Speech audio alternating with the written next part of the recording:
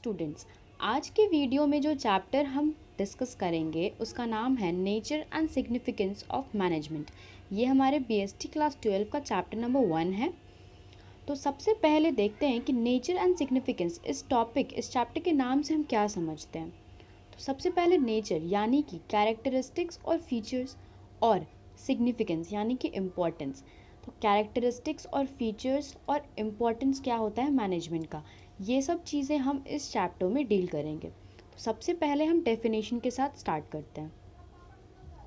Definition क्या होता है मैनेजमेंट का। तो मैनेजमेंट एक आर्ट है, मैनेजमेंट एक कला है जिसके थ्रू हम या तो काम को कर सकते हैं या लोगों से करवा सकते हैं, ताकि हम अपने डिज़ायर्ड गोल को अचीव कर सकें, वो भी on time. It means effectively and efficiently with optimum resources and in low cost, या कह सकते हैं मिनिमम कॉस्ट में। वही चीज़ यहाँ दिया हुआ है, management is an art of getting things done with and through others. Management can be defined as a process of getting things done with the aim of achieving organizational goals effectively and efficiently. It means कि management एक art है यानी कि कला है जिसके through हम काम को कर सकते हैं या लोगों से करवा सकते हैं। क्यों? ताकि हम अपने डिज़ायर्ड गोल को अचीव कर सके या फिर ऑर्गेनाइजेशनल गोल को अचीव कर सके कैसे? इफ़ेक्टिवली और एफिशिएंटली। इफ़ेक्टिवली यानी कि टाइम पे। तो इफ़ेक्टिवली और एफिशिएंटली जो है ये बहुत ही इम्पॉर्टेंट वर्ड्स हैं इस डेफिनेशन में। इस डेफिनेशन में इन दोनों वर्ड्स के बिना ये डेफिनेशन इनकम्प्लीट है। सो अगर आप डेफिनेशन को लिखें तो आप ये दोनों वर्ड्स ज़रूर लिखें। ये दोनों ही are the two sides of a coin. बहुत ही इम्पॉर्टेंट वर्ड्स हैं इस डेफिनेशन के लिए। इफ़ेक्टिवली यानी कि टाइम पे, और एफिशिएंटली मतलब रिसोर्सेज का प्रॉपर यूटिलाइजेशन करके हम मैनेजमेंट कर सकते हैं। अब आगे बढ़ते हैं इसके फीचर्स की तरफ। तो मैनेजमेंट के 7 फीचर्स होते हैं। फीचर्स को हम कैरेक्टरिस्टिक्स भी कहते हैं। तो इसके 7 फीचर्स पे हम नज़र डालते हैं एक बार। तो इसका सबसे पहला फीचर जो है वो है गोल ओरिएंटेड। गोल ओरिएंटेड प्रोसेस यानी कि किसी भी गोल को अचीव करना। तो मैनेजमेंट के थ्रू हम किसी भी गोल को अचीव कर सकते हैं। नेक्स्ट है हमारा परवेसिव। थर्ड है हमारा मल्टी डायमेंशनल। फोर्थ है हमारा कंटिन्यूअस। फिफ्थ है हमारा group activity, it means coordination या टीम स्पिरिट। सिक्स्थ है हमारा डायनामिक फंक्शन एंड सेवेंथ है हमारा इंटैंजिबल फोर्स। तो एक एक करके हम इन सब के साथ डील करेंगे। ओके, तो सबसे पहला हम गोल ओरिएंटेड के साथ शुरू करते हैं। ओके, तो गोल ओरिएंटेड प्रोसेस। गोल ओरिएंटेड प्रोसेस का मतलब कि किसी भी गोल को अचीव करने के लिए किसी भी ऑर्गेनाइजेशन में मैनेजमेंट का होना बहुत ज़रूरी है। बिना प्रॉपर मैनेजमेंट के हम किसी भी ऑर्गेनाइजेशनल गोल को नहीं अचीव कर सकते हैं। सेम चीज़ यहाँ लिखी हुई है कि it is a goal oriented process which is to achieve already specified and desired objectives by proper utilization of available resources. Resources का properly utilization करके हम किसी भी गोल को, desired गोल को या टारगेट को या कह सकते हैं कि एम को हम अचीव कर सकते हैं। तो ये था हमारा फर्स्ट फीचर। अब आते हैं नेक्स्ट फीचर है हमारा परवेसिव। परवेसिव यानी कि यूनिवर्सल। तो मैनेजमेंट एक यूनिवर्सल कॉन्सेप्ट है। मैनेजमेंट हर एक जगह पे ज़रूरी होता है, चाहे वो हमारा बिज़नेस ऑर्गेनाइजेशन हो या नॉन बिज़नेस हो, चाहे वो हमारा बड़ा बिज़नेस हो या छोटा बिज़नेस हो, हर एक जगह पे मैनेजमेंट का होना ज़रूरी होता है। वही चीज़ यहाँ लिखी हुई है कि management is universal in nature. It is used in all type of organisations whether economic, social और political, irrespective of its size, nature and location and at each and every level. ये साइज़ या nature या location नहीं देखता है। Management हर एक जगह पे ही ज़रूरी होता है। फॉर एग्ज़ाम्पल, अगर कोई छोटा सा रिटेल शॉप हो और एक कंपनी हो, तो रिटेल शॉप में भी मैनेजमेंट का होना ज़रूरी है जहाँ 2 से 3 लोग काम कर रहे हैं। और उसी तरीके से एक कंपनी में जहाँ 100 या 100 से ज़्यादा लोग भी काम करते हैं, वहाँ भी मैनेजमेंट का होना ज़रूरी है। That is why management is pervasive, it is universal. Next जो फीचर है वो है हमारा मल्टी डायमेंशनल। मल्टी डायमेंशनल, इसका मतलब है कि मल्टीपल डायमेंशंस होते हैं मैनेजमेंट के। कैसे? क्योंकि इसमें मैनेजमेंट ऑफ वर्क भी आता है हमारा, मैनेजमेंट ऑफ पीपल भी आता है हमारा, और मैनेजमेंट ऑफ ऑपरेशन भी आता है हमारा। अब एक एक करके इन सब के साथ हम डील करते हैं। तो सबसे पहला है हमारा management of people. Management of people, it means what is to be done. इसका मतलब कि क्या हमें करना है। जैसे फॉर एग्ज़ाम्पल, अगर कोई फैक्ट्री है तो फैक्ट्री क्या करती है? गुड्स प्रोड्यूस करती है। उसी तरह से एक स्कूल है तो एक स्कूल एडुकेशन प्रोवाइड करता है।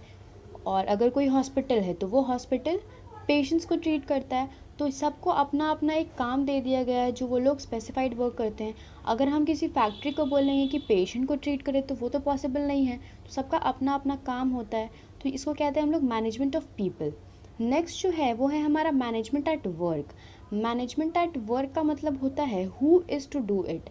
तो वी ऑल नो कि for doing any work in an organisation, human या ह्यूमन रिसोर्स का होना बहुत ज़रूरी है। बिना ह्यूमन और ह्यूमन रिसोर्स के किसी भी काम को हम परफॉर्म नहीं कर सकते हैं। एक बैलेंस होना चाहिए कैपिटल और साथ ही साथ कैपिटल रिसोर्सेज का और साथ ही साथ ह्यूमन रिसोर्सेज का।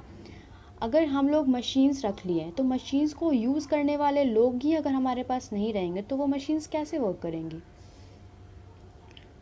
तो मशीन के लिए लोगों का होना ज़रूरी है। ओके, तो नंबर सी है हमारा मैनेजमेंट ऑफ ऑपरेशन, यानी कि how to do it.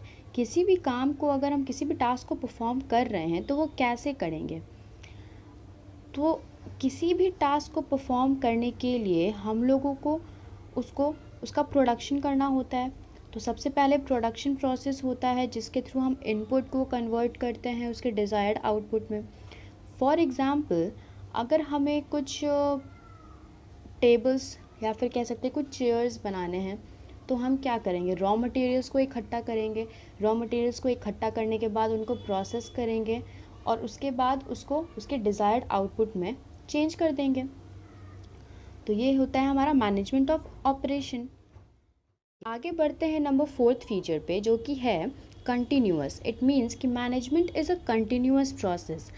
Continuous process कहने का मतलब है कि किसी भी ऑर्गेनाइजेशन में कंटिन्यूटी होना बहुत ज़रूरी है ताकि वो अपने डिज़ायर्ड गोल को अचीव कर सकें।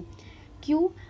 ताकि कोई भी मैनेजर हो या फिर एम्प्लॉय हो, वो जितने भी प्रॉब्लम्स हैं उसको आइडेंटिफाई कर सके और साथ ही साथ उसके लिए कुछ सॉल्यूशंस को भी ढूंढ सके ताकि उसका जो भी डिज़ायर्ड गोल है उसको वो अचीव कर सके। तो अगर कंटिन्यूटी नहीं मेंटेन करेंगे मैनेजर्स या फिर एम्प्लॉयज़ तो गोल अचीव नहीं हो सकता है। वही चीज़ यहाँ लिखा है कि it consist of a series of function and its functions are being performed by all managers simultaneously. अलग अलग लोग अलग अलग फंक्शंस परफॉर्म करते हैं। The process of management continues till an organisation exist for attaining its objective. और ये process जो होता है मैनेजमेंट का, ये तब तक कंटिन्यू होता रहता है जब तक वो ऑर्गेनाइजेशन एग्जिस्ट करता है। तो अगर हम इस प्रोसेस को बीच में छोड़ देते हैं तो क्या कोई गोल अचीव हो पाएगा? नहीं। तो वही है हमारा कंटिन्यूअस प्रोसेस। नेक्स्ट फीचर की तरफ चलते हैं, वो है हमारा ग्रुप एक्टिविटी। तो management is a group activity. क्यों? क्योंकि हर एक ऑर्गेनाइजेशन अलग अलग तरीके के लोगों को, हर एक ऑर्गेनाइजेशन में अलग अलग तरीके के लोग होते हैं with different skills, different needs. तो इट मीन्स कि हर एम्प्लॉयज़ का अपना एक पर्पस होता है या किसी भी ऑर्गेनाइजेशन में काम करने का। तो सबके पास अलग अलग स्किल्स होते हैं। मैनेजमेंट में ज़रूरी है कि सारे एम्प्लॉयज़ का बेनिफिट हो और ये तभी हो सकता है जब सबके साथ मिलकर एक ऑर्गेनाइजेशनल गोल को वो अचीव करे। तो कोऑर्डिनेशन होना भी बहुत ज़रूरी है, टीम स्पिरिट होना ज़रूरी है। टीम यानी कि टुगेदर एवरीवन अचीव्स मोर। साथ मिलके वो लोग ज़्यादा अचीव करेंगे और वो लोग साथ ही साथ अपने डिज़ायर्ड ऑब्जेक्टिव को भी फुलफ़िल कर सकते हैं, अपने नीड्स को भी सेटिस्फाई कर सकते हैं और साथ ही साथ ऑर्गेनाइजेशनल गोल को भी अचीव कर सकते हैं। तो इसीलिए ग्रुप एक्टिविटी ज़रूरी होता है। ओके, तो नेक्स्ट फीचर है हमारा डायनामिक फंक्शन। डायनामिक फंक्शन क्यों? क्योंकि वो जितने भी तरीके के चेंजेस होते हैं उसको वो अडाप्ट कर सकता है। एज़ पर द रिक्वायरमेंट, चाहे वो एक्सटर्नल चेंजेस हो या फिर इंटरनल चेंजेस हो, वो सभी को अडाप्ट कर लेता है। इट मीन्स फॉर एग्ज़ाम्पल कोई भी मोबाइल कंपनी है तो वो टाइम टू टाइम अपने फ़ोन में न्यू फीचर्स लाती रहती है ताकि वो अपने सेल को कंटिन्यू रख सके। अगर वो वही पुराने फीचर्स को कंटिन्यू करती रहेगी तो फिर उसका सेल डिक्रीज़ होता चला जाएगा, क्योंकि लोग नए नए फ़ोन्स के ऊपर स्विच करने लगेंगे जिसके पास अच्छे फ़ीचर्स हों, जिस फ़ोन में अच्छे फ़ीचर्स हों। तो इसीलिए डायनामिक फंक्शन, या फिर कह सकते हैं कि किसी भी कंपनी को नई नई चीज़ों को अडाप्ट करना चाहिए as per the changing environment. तो यही कहता है कि management is a dynamic function. It is a dynamic function since it has to adapt according to need, time and situation of changing business environment। तो ये था हमारा सिक्स्थ फीचर। अब हम तो लास्ट फीचर है हमारा इंटैंजिबल फोर्स। इंटैंजिबल का मतलब जिसको हम ना ही छू सकते हैं और ना ही फील कर सकते हैं। तो मैनेजमेंट एक इंटैंजिबल फोर्स होता है। क्योंकि हम इसे ना ही छू सकते हैं ना ही फील कर सकते, बट इसके प्रेजेंस को हम फील कर सकते हैं। और इसका प्रेजेंस हमें पता चलता है जब हमारा जो भी टारगेट है या गोल है वो हम अचीव कर लेते हैं। वही चीज़ यहाँ लिखा है कि it is intangible force as it can be seen but its effect can be felt in the form of result, like whether the objectives are met and whether people are motivated or not, and there is orderliness and coordination in the working environment। इसका मतलब कि जब लोग वो गोल को achieve कर लेते हैं तो उन लोगों के अंदर एक टीम स्पिरिट होता है, कोऑर्डिनेशन होता है, जिसके थ्रू वो लोग टारगेट को अचीव कर पाए हैं अपने अपने स्किल्स के बेसिस पे। तो वो लोग जब टारगेट को अचीव कर लेते हैं तो वो लोग मोटिवेटेड हो जाते हैं, क्योंकि इससे उन लोगों का अपना भी नीड सेटिस्फाई हो जाता है और साथ ही साथ ऑर्गेनाइजेशनल नीड भी अचीव हो जाता है। तो इसीलिए मैनेजमेंट एक इंटैंजिबल फोर्स है। तो इसी के साथ हमारा आज का वीडियो यहीं पे कंप्लीट होता है। आई होप कि आप लोगों को ये वीडियो अच्छा लगा होगा और सब कुछ समझ में आ गया होगा। फर्दर अगर कोई भी डाउट है तो आप लोग कमेंट सेक्शन में मेंशन कर सकते हैं, मैं आप लोगों को वहीं पे आप लोगों के आंसर्स दे दूँगी।